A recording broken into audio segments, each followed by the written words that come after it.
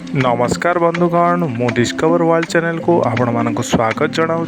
जदि आपण चैनल को नुआ आछंती ताहले प्लीज सब्सक्राइब कर दियंतु एवं जे सब्सक्राइब कर सारचंती ताहले लाइक बटन को दबाई दियंतु। वर्तमान देखंतु चिठीटी आसीसी director of elementary education Odisha रु।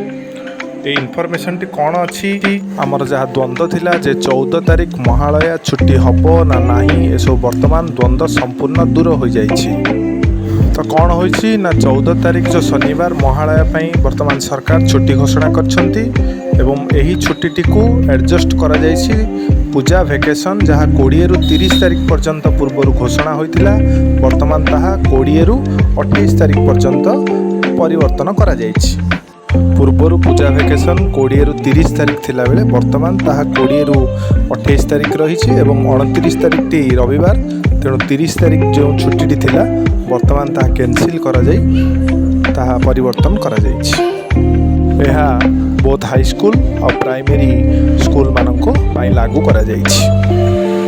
एथिपई बोथ हाई स्कूल एवं एलिमेंटरी शिक्षक संघ मान तरफ सरकार को अशेष धन्यवाद अर्पण करा जाइछि।